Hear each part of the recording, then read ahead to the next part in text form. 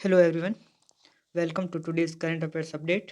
आज हम climate and weather से रिलेटेड कंसेप्चुअल टॉपिक देखेंगे। और UPSC climate related conceptual clarity बहुत मांगते हैं, ऐसे क्वेश्चन बहुत पूछते हैं और ये प्रीलिम्स और मेंस दोनों के लिए बहुत इंपॉर्टेंट है। तो आज के टॉपिक है आंध्र प्रदेश और तेलंगाना में तापमान क्यों बढ़ रहा है। दूसरा है याला ग्लेशियर को मृत घोषित किया गया। तीसरा टॉपिक है थर्स्ट वेव। और चौथा है स्ट्रेटोस्फेरिक एरोसोल इंजेक्शन। शुरुआत करते हैं आंध्र प्रदेश और तेलंगाना में तापमान क्यों बढ़ रहा है। उसके कुछ रीजन है, ज्योग्राफिकल, क्लाइमेटिकल और ह्यूमन के। तो देखते हैं। पहला है भौगोलिक या प्राकृतिक कारण की उष्णकटिबंधीय स्थिति है उसकी। दोनों राज्य उष्णकटिबंधीय क्षेत्रों में पड़ते हैं जहाँ सूर्य की किरणें सीधी पड़ती है, इसलिए स्वाभाविक रूप से ऐसा तापमान हो रहा है। पहला तो ये हो गया कि सूर्य के कारण। दूसरा है भू आवेष्टित स्थिति, लैंडलॉकनेस, विशेषकर तेलंगाना। तेलंगाना समुद्र से दूर है और समुद्री हवाओं का शीतल प्रभाव नहीं मिलता। परिणाम गर्मी अधिक और लंबे समय तक बनी रहती है। तो दो कारण हो गए। तीसरा है बड़े जल निकायों की उपस्थिति। बड़े जल निकाय क्या है कि जो हीट को एब्जॉर्ब कर देते हैं, बट वहाँ है नहीं, तो समुद्र झील वगैरह को अभाव है। वाष्पीकरण द्वारा सामान्य संतुलित कर देते हैं, इनके अभाव से तापमान नियंत्रण नहीं हो पाता, इनका है नहीं। तो चौथा मेन इंपॉर्टेंट रीजन है काली मिट्टी। तेलंगाना में काली मिट्टी का व्यापक विस्तार है। काली मिट्टी अधिक उष्मा अवशोषित कर लेती है, देर से ठंडी होती है, इससे स्थानीय तापमान बढ़ जाता है। अब एक एल्बिडो भी सुना होगा कि काली मिट्टी एल्बिडो जितना वाइट होगा तो एल्बिडो की उतना अधिक होता है, और जो गहरा या काले में होता है वो एल्बिडो उतना कम होता है। तो ये भी है काली मिट्टी के कारण। फिर मानव जनित या पर्यावरण कारण कौन कौन से हैं। वनावरण में कमी, कृषि विस्तार, मानव गतिविधियाँ उसकी वजह हाल में बढ़ रहे हैं।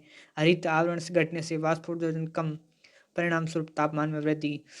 शहरीकरण बढ़ रहा है। हैदराबाद जैसे बड़े शहरी क्षेत्र, इस साल बाढ़ भी आई थी। कंक्रीट संरचनाएं होती है शहरों में। अर्बन हीट आइलैंड इफेक्ट, ये टॉपिक भी यूपीएससी ने पूछ रखा है। तो दिन की गर्मी रात में भी बनी रहती है। और जलवायु परिवर्तन और मानसून से रिलेटेड, या कि वैश्विक तापमान से औसत तापमान में वृद्धि हो रही है। ग्रीन हाउस गैसें उष्मा को वायुमंडल में फंसा लेती है। मानसून की अनियमितता, मानसून में विलंब, कम वर्षा, वर्षा की कमी से मिट्टी की नमी घटती है, वाष्पीकरण बढ़ता है, इससे अधिक गर्मी महसूस होती है। तो ये है टेम्परेचर वहाँ के चेंज होने के कारण। तो इतने सारे, और ये यूपीएससी कॉन्सेप्ट क्लैरिटी रिलेटेड पूछते रहते हैं। अगला है याला ग्लेशियर को मृत घोषित किया गया। याला ग्लेशियर कहाँ पे था? नेपाल में।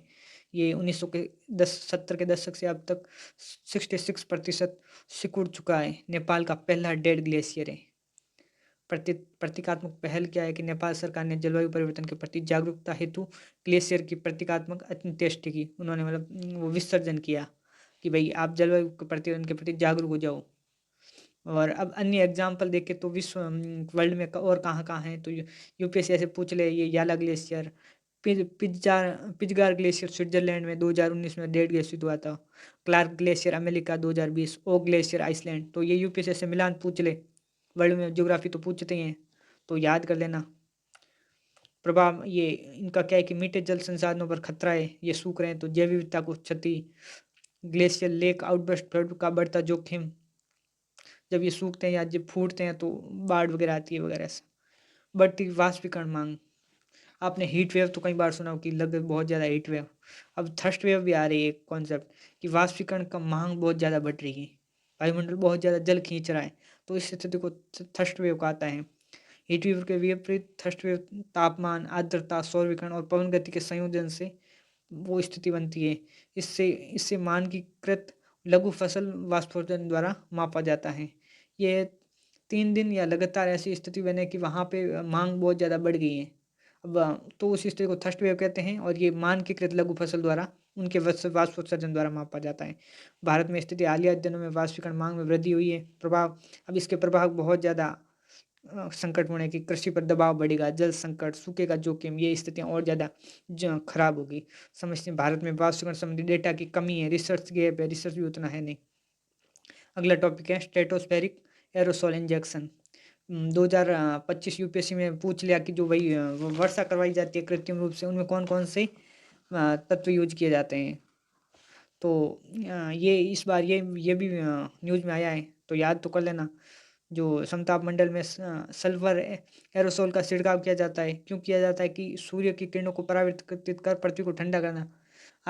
मतलब ये आपने सुना होगा कि जब ज्वालामुखी फटती हैं तो वो अपनी राख बहुत ज़्यादा ऊँचे फैला देती है और वो काफ़ी टाइम तक मतलब पृथ्वी के तापमान को कम कर देती है। तो वैसे ही कृत्रिम रूप से करवाने का सोच रहे हैं वैज्ञानिक। इस पर रिसर्च की जा रही है कि भई पहले 20 किलोमीटर की ऊँचाई पर किया जाता, अब सुझाव है कि 13 किलोमीटर की ऊँचाई पर किया जाए। कौन-कौन से तत्व है? सल्फर डाइऑक्साइड है, सल्फर एयरसोल, सल्फर डाइऑक्साइड और sulphur aerosol, titanium dioxide, calcium carbonate का अंतःक्षेपण किया जाएगा समताप मंडल। ग्रह को 0.6 डिग्री तक सेंटीग्रेड तक ठंडा कर सकता है। निम्न ऊंचाई पर अंतःक्षेपण तकनीकी रूप से आसान है, कम लागत है।